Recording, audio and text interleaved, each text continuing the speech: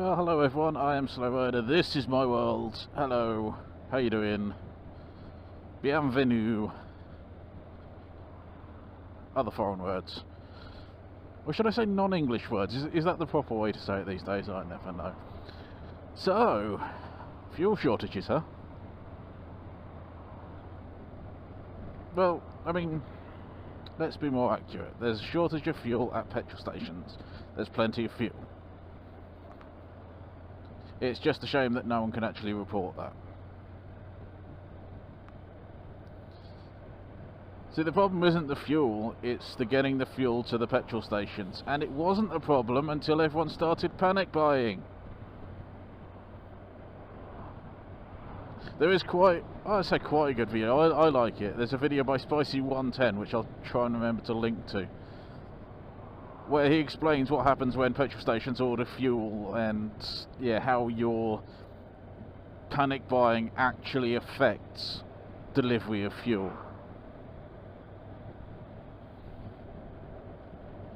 And it's an interesting point raised, but I don't think it really begins to look at why there is a problem with fuel shortages in quotation marks. Because all it really boils down to is there aren't enough HGV drivers, and we've known that for months now.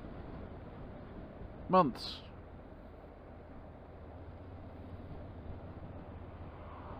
So all of this panic buying has been spurred on, yes, I'm going to say it, by the media.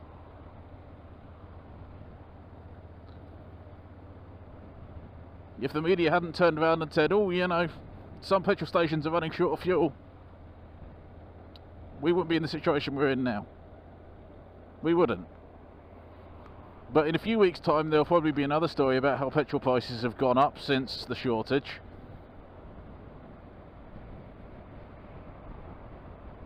And probably many others on a petrol theme.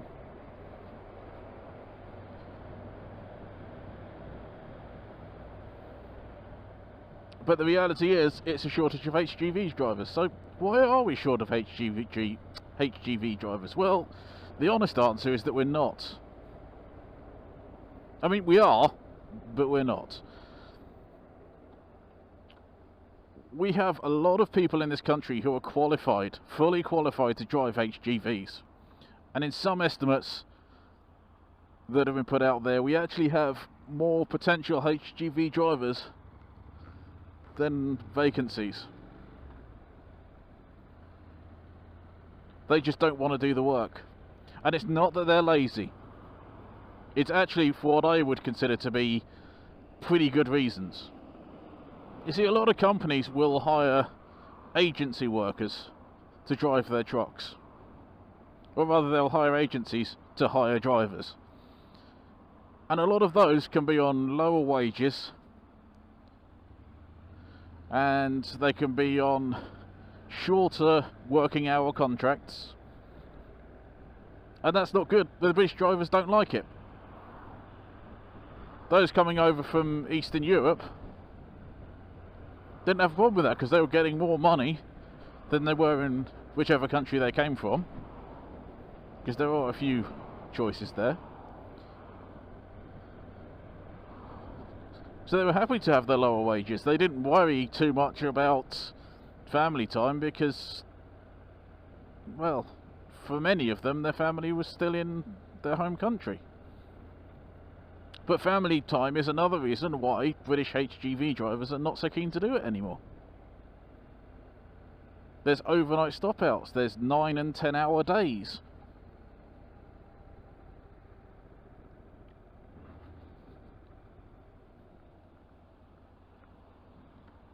And if they are agency workers on low-hour contracts, there's a very good chance that if they're on sick, they don't get paid.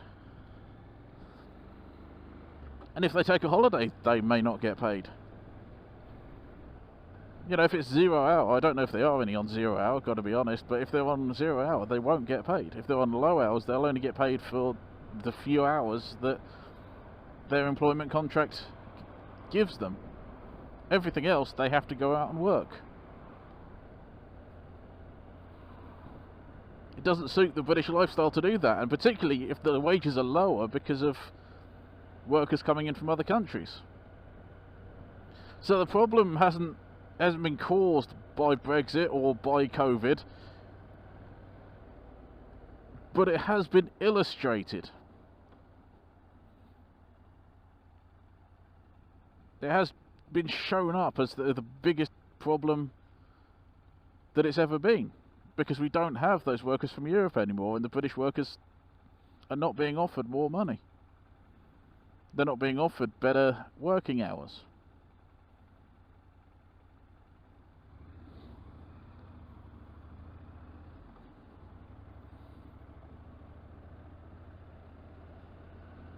And ultimately that's why there's a shortage.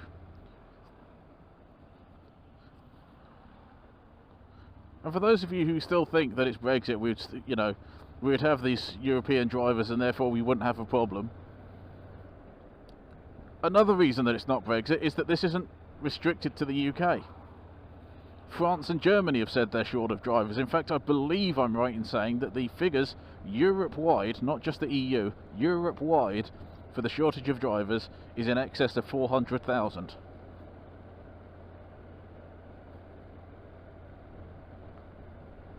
That's not just a British problem. Depending which British estimate you look at, that's potentially 10 times the number of the UK. Now granted, the UK may be the biggest contributor to that particular number, but it's far from the only one.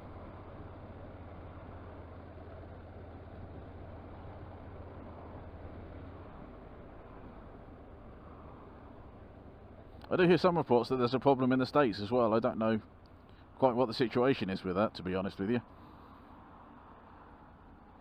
But again, that would just be another indicator that it's not a British problem, it's not a Brexit problem. The estimate for the British side is 40 to 100,000 drivers shortage, which is kind of odd because apparently the number of jobs being advertised at the moment for HGV positions is 7,500, there or thereabouts. Bit of a disparity there, I don't understand why. Perhaps it could just be the number of people that can actually be trained at that particular time. I don't know. Maybe there's only that many trainers in the country. But it does show quite a disparity. And I guess ordinarily 7,500 would be quite a large number, but we need them. Anyway, so this is basically how the fuel shortage started. The local newspaper noted that some of the petrol stations had closed. It was a handful at the time, 3 or 4 I think. Closed because they didn't have the fuel. And Esso and BP, just those two, said, yeah, you know, we've got a few drivers short, we're prioritising, but, you know, sometimes you can't make deliveries. And okay, fine. It's not a big problem. The big problem is when the national media comes in and says, fuel shortage! Petrol stations are closing because they've got no fuel! And yes, somewhere down in the article, in the small print somewhere, it might say, please don't go out and panic buy, but ultimately the headline is, no fuel! So what are people going to do? They're going to go out and buy fuel because they need to get about. Maybe they've got to care for elderly relatives. Maybe they've got to get the kids to school over long distances. Not your typical school run. I don't know, you could probably walk it. How about that? That's a good idea. You've got those who need to have fuel for work. Maybe they're in healthcare or what have you, or just to get to work. Frankly, I use petrol to get to work. 11 miles was a bit far for me to walk, I've got to be honest. So I think what we've got to take from this, going forward, and I learnt this a while ago, I've got to be honest, but what we've got to take from it is that you've got to read articles. You can't just look at the headlines. You can't see the first 30 seconds of the news at 10 and know what's going on in the world. I am happy to have fueled up though. I could take that from this week if nothing else.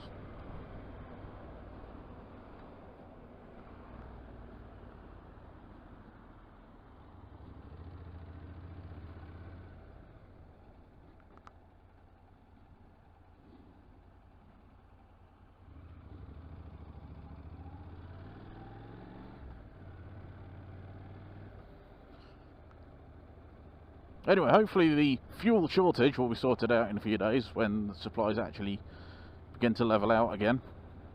And people stop panic buying because they can, I guess. I don't know. When that's all happened, anyway, it'll all be sorted out and everything will be peachy. Anyway, I hope you enjoyed the mild rant. You probably haven't, but, you know, whatever.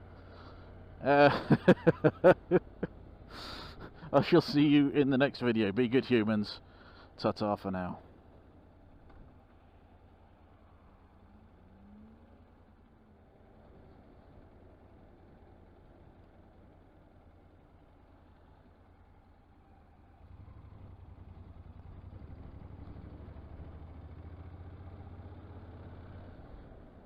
I always thought that was an odd bit of junction. I realised they were probably planning to extend the road the other side, but it's just a weird one.